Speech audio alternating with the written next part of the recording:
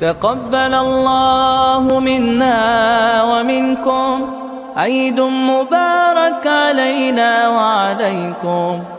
الله أكبر الله أكبر الله أكبر لا إله إلا الله.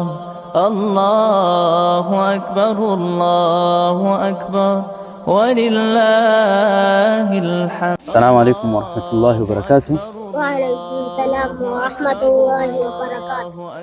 mbere na mbere uyu munsi ni umunsi mwiza, umunsi w'ibyishimo, umunsi w'Eid. Murabona nkuko bisanzwe rero amazina yanjye banyita Nsengiyumva Khalifa, ndi umuvugizi w'abana. Nkuko twari twabivuganye rero uyu munsi akaba ari Eid quiz with kids, ni ukuvuga ngo ni umunsi w'amarushanwa mato cyane hamwe n'abana, umwihariko muri uyu munsi w'Eid. Ubwo rero inshallah nkaba ngiye kubabaza ibibazo, ndakeka ko ari bubisubize bi'idhnillah, wenda bijyanye n'uyu munsi, bijyanye n'ibyerekeranye umunsi w'Eid. Abo bana mubona bato bakaba bagiye kudusangiza bimwe mu bisubizo inshallah tugiye kuganiraho, ndetse n'abandi bari gutegereza banabonereho kubona ibisubizo. Ubwo utaha tuzabaza online, ubwo uzabisubiza inshallah nawe azabona ibihembo. Ndakeka ko uri butsinde hano nawe arabona ibihembo bishimishije inshallah, nk'ibyo twari twavuze ubushize. Ikibazo cya mbere kiragira kiti, ku kwezi kwa Ramadani twasibye, ese iyi Ramadani yatangiye ryari? Ni ukuvuga bwa mbere na mbere itangira yatangiye ryari? Ninde wagishobora? Naam, katumuye akamikro abisubize. Ramadhani ya mbere yatangiye mu mwaka wa kabiri wa Hijri. Naam, ubwo rero uwa mbere akaba aragikoze. Ramadhani yatangiye mu mwaka wa mbere, mu mwaka wa kabiri. Uvuze umwaka wa mbere wa kabiri? Wa kabiri. Yatangiye umwaka wa kabiri wa Hijra, cyangwa se iyimuka ry'intumwa y'Imana sallallahu alayhi wasallam. Ako kantu nimba utari ukazi itukanota ahantu umenye ngo iyi Ramadhani dusiba cyangwa se tumaze gusiba yatangiye ryari imbere na mbere. Tugarutse ku kibazo cya kabiri rero, ikibazo cya kabiri kiragira kiti, ese intumwa y'Imana sallallahu alayhi wasallam yasibye Ramadhani inshuro zingahe? Wowe ubarize imyaka yawe, ushobora kuba ufite Ramadhani 15, warasibye Ramadhani 5, 3. Abana umaze kugira imyaka ingahe wowe? 13. Ubwo Ramadhani zawe ni zingahe? 14. Nini? Ni zingahe? Ni ebyiri. Mashallah. Kuba ibyo rero intumwa y'Imana yasibye Ramadhani zingahe? Ninde wagikora? Naam, muhaka mikoro tubwire, uvuge cyane. Assalamu alaikum wa rahmatullahi wa barakatuh. Wa alaikum salam wa rahmatullahi wa barakatuh. Nkuko babimbajije, intumwa y'Imana yafunze iminsi Ramadhani 9. Mashallah, murabyumva rero igisubizo, intumwa y'Imana yafunze Ramadhani zigera mu 9. Hanyuma ikibazo cya gatatu, ikibazo cya gatatu, tumaze gufunga Ramadhani ifite iminsi ingahe cyangwa se imara iminsi ingahe? Ninde waba uzi igisubizo? Naam, Ni iminsi 29 cyangwa 30.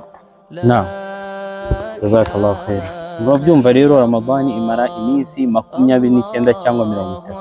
Imara iminsi 29 iyo ukwezi kwabonetse ku munsi wa 29. Iyo kutabonetse kuzuza iminsi 30 akaba ari nayo twasibye muri uku kwezi.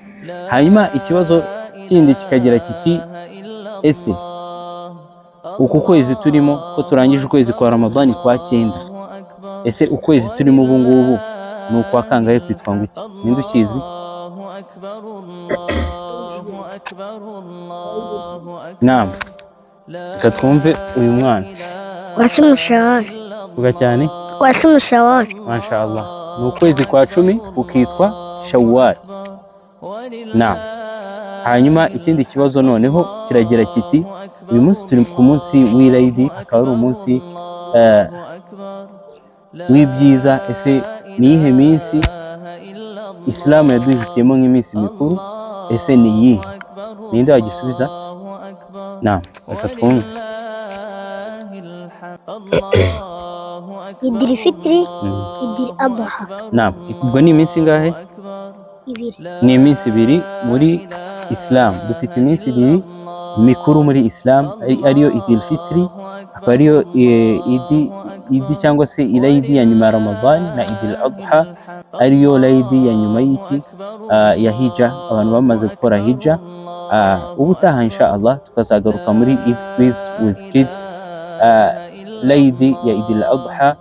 Ubwo tukazaba turi kumwe insha Allah turi benshi. Murabona ko abitabiriye ni bake kubera ko location ntabwo nigeze nyitanga, munyihanganire, ntabwo nabashije gutanga location, ariko turaza kubivuga ahantu duherereye. Rero abana uburyo babikoze neza masha Allah, abana b'abahanga, ubwo ngubwo bafite ibihembo byabo, muraza kubibona nyuma. Ahantu duherereye rero, abatanze ibihembo, abagerageje gutanga ibihembo kuri aba bana cyangwa se kuri iki kizame cyoroheje ni Oxford rero akaba ari naho duherereye. Murabona turi mu kajaride keza, abantu bashobora kuza bakaganira, abantu bagakina. Hano hari agapira turaza kugakinaho, turaza kugakinaho ariko gakeya. Ubutaha insha Allah mu minsi nk'iyi cyangwa se mu yindi minsi nituva mu minsi yo kwibuka, kurushaho kunezerwa, kurushaho gukora ibyishimo byinshi, tunahurireho turi abantu benshi, dusangire n'abandi bariho bose. Ibyo rero insha Allah ndabifuriza umunsi w'Eid mwiza, ndetse nanihanganisha ababuze ababo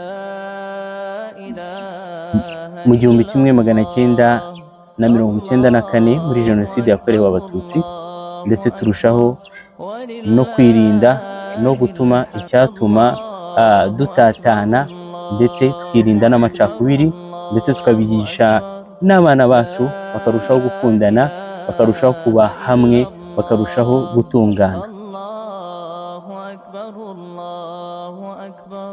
ولله الحمد. الله أكبر الله أكبر الله أكبر لا إله إلا الله الله أكبر الله. Murabona ko rero abana bari gukina kandi babizi.